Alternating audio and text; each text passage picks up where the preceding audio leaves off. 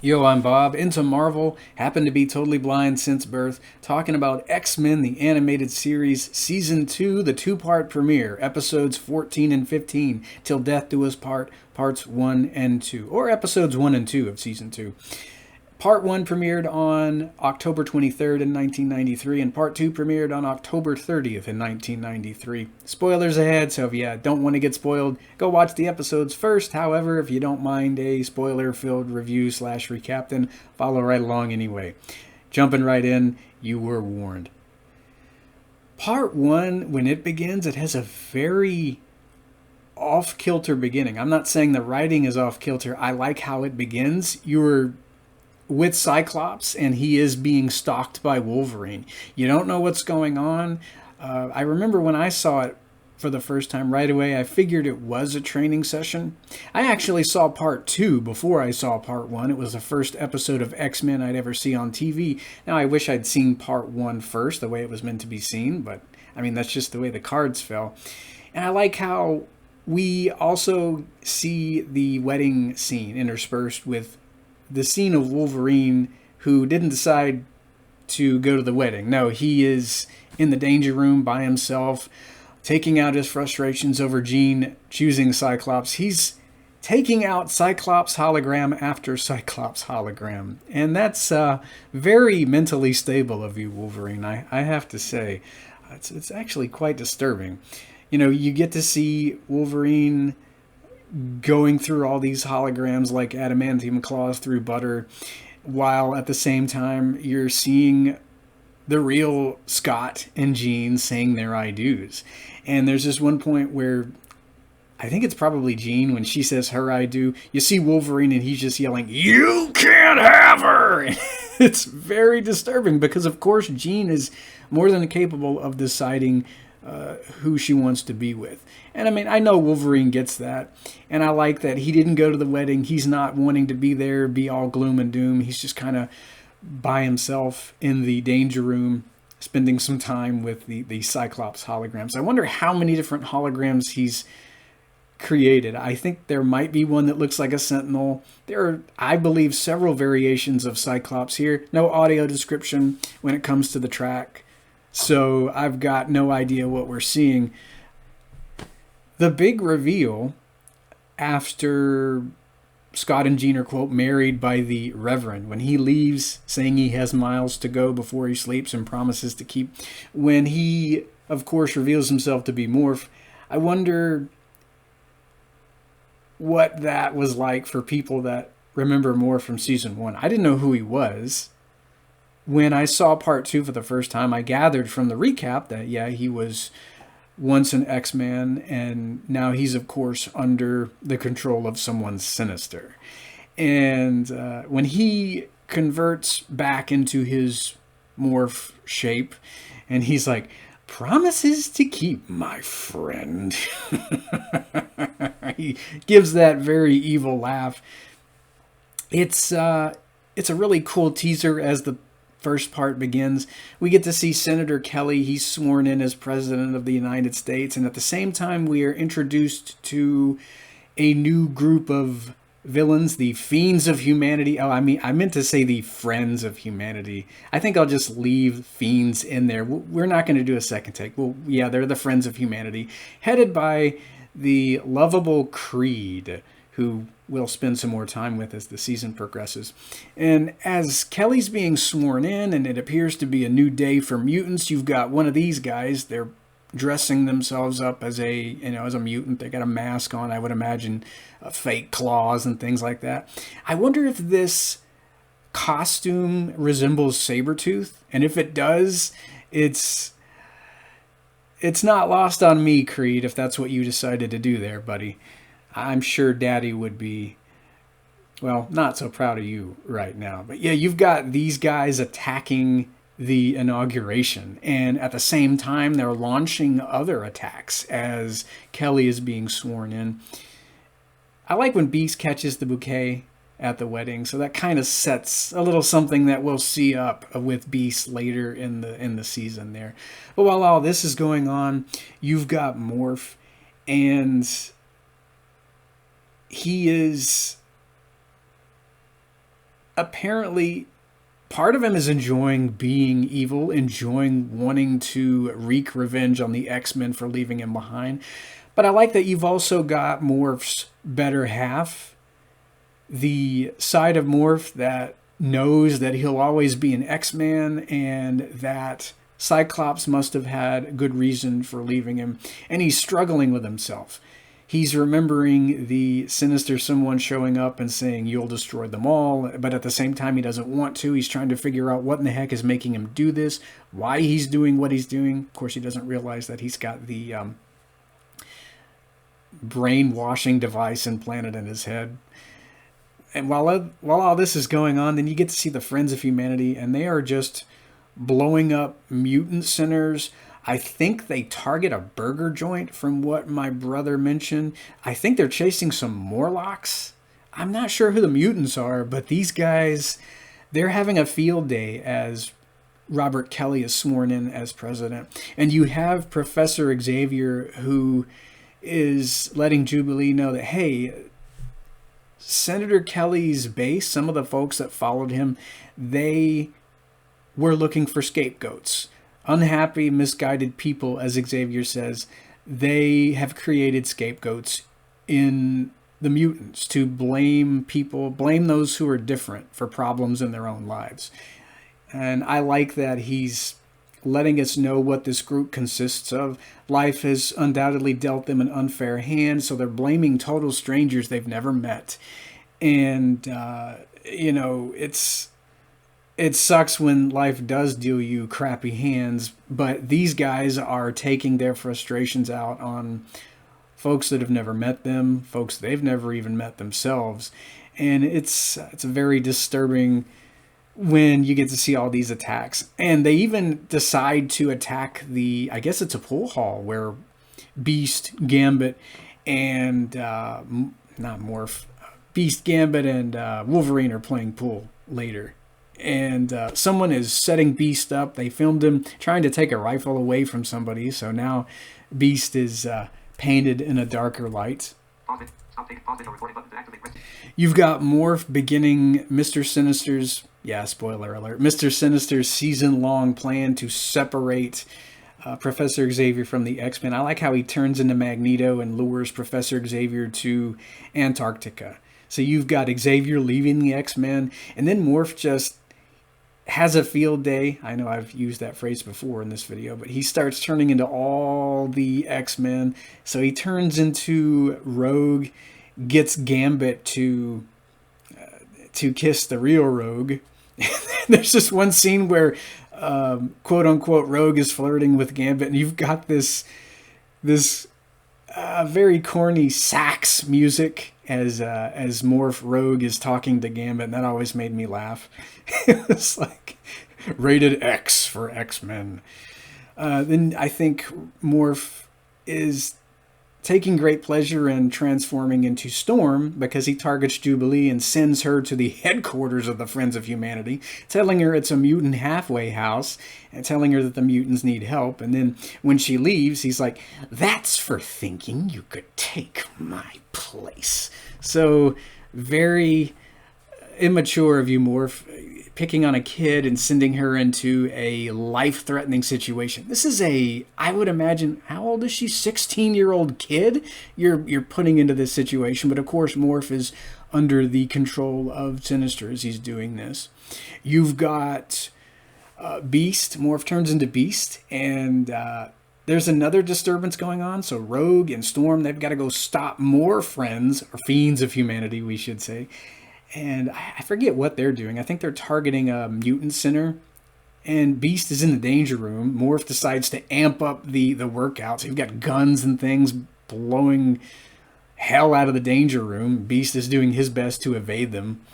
So I like how the episode, part 1 anyway, ends. You've got Morph who actually turns into a captain. And he commands another soldier to fire on Storm. And so Storm is actually shot. And, she falls out of the sky. And I love how the episode ends with, I'm guessing we get to see Mr. Sinister step into the light for the first time in this episode. Or maybe we've already seen him.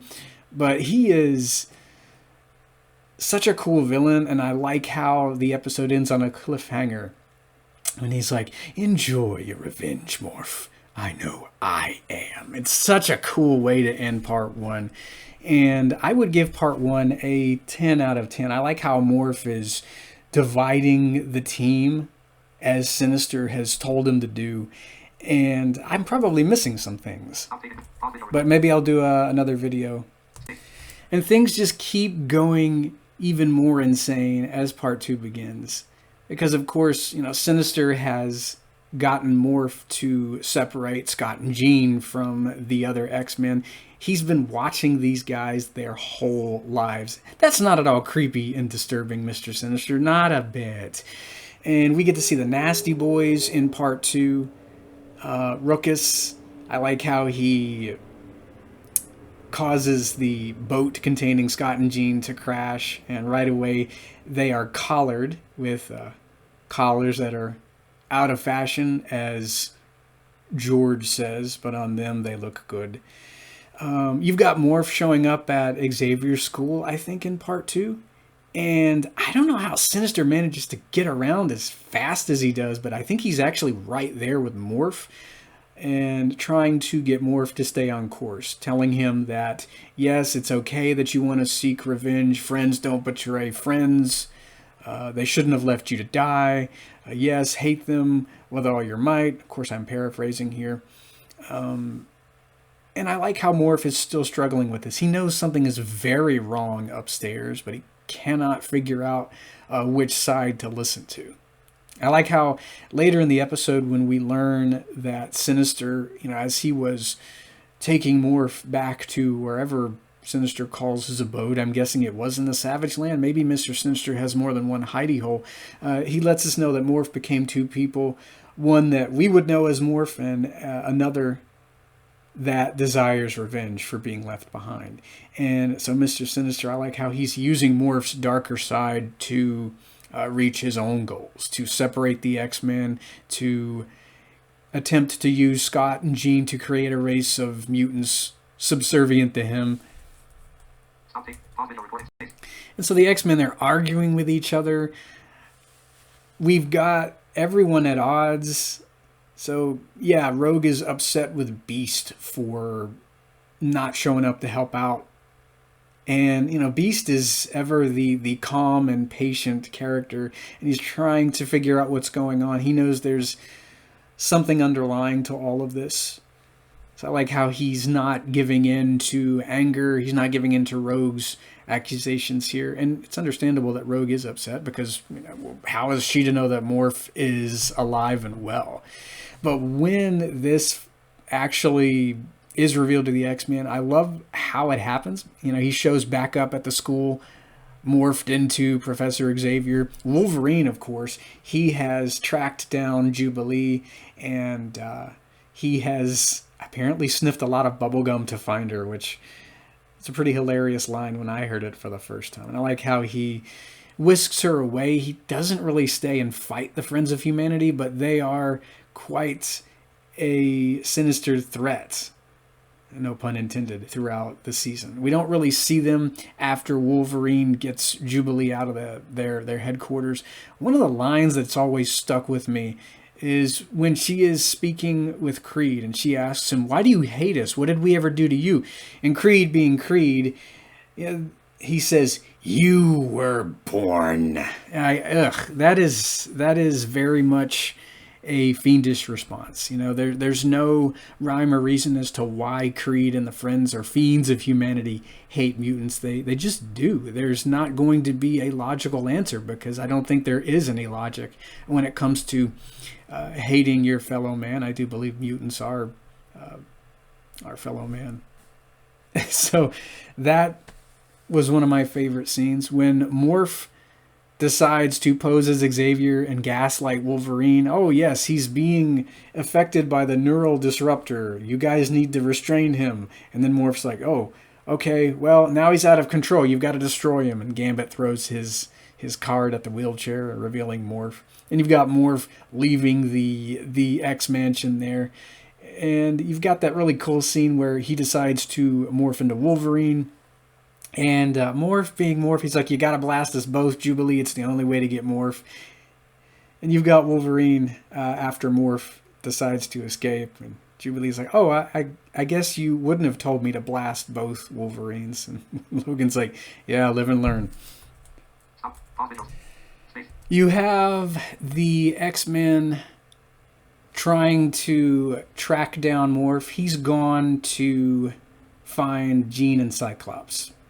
And they're captured by Sinister. He's letting us know exactly what he wants to do throughout the season, of course, to create an unbeatable race of mutants. And I like how Morph shows up, and he just walks in there boldly, proudly, and Cyclops is, at first overjoyed to see him, and then he finds out, oh, yeah, Morph is ticked off at me because I left him behind. And you've got the other X-Men. They somehow find Scott and Jean. They get to do battle with the Nasty Boys. I never owned any of the Nasty Boys as action figures, but I like them all. I think there is Hairbag, Ruckus, George, Gorgeous George, I think his name is, and then we've got Pretty Boy. I think that's his name. So they're an interesting group of mutants there. It's not a very long fight, but I did like getting to see them all showcase their powers. And of course, you've got Sinister doing his little zippity-zappity thing with his hands. Of course, the episode ends with the X-Men. They're victorious. Scott and Jean escape, but Sinister, he does manage to evade Cyclops' optic blasts. I've never figured out what exactly causes Cyclops' optic blast to damage Sinister, because he can take pistol shots. I think he can be burned and stabbed and all that, but you've got these optic blasts which somehow affect his genetic makeup. I'm not sure what he's made of. Sounds like some kind of metal or some kind of material. There's even a reverberation to his voice, which always led me to believe that he's not entirely human. Of course he's not. If you've read the comics and if you've seen the episode Agenda, he's not quite human at all. I'm not sure what he's made out of. Diamonds? I don't know. Yeah, but he manages to show back up as the season progresses. We're not done with Sinister, and I like how he manages to get back to his plane and head off to I would imagine the Savage Land.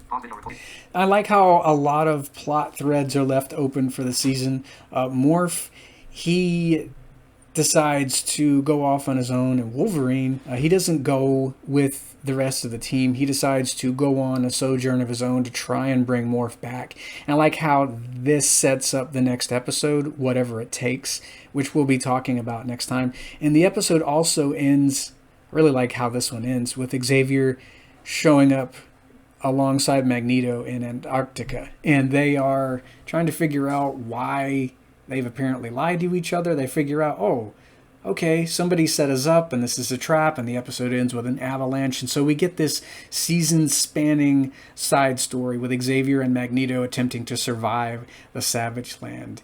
And I really enjoyed watching these episodes unfold in reruns during the summer of 1994 when I'd watch season 2 Saturday after Saturday around 10:30. I think I give the entire season a 10 out of 10. I like how we're not done with the Friends of Humanity. We're going to get to see more of them as season 2 progresses.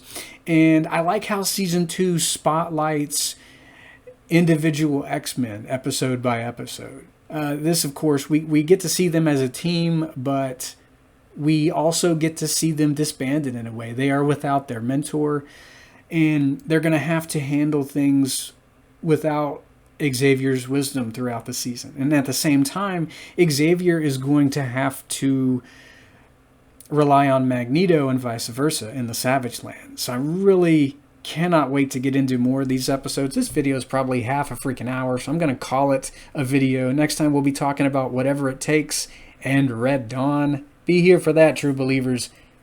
Until next time.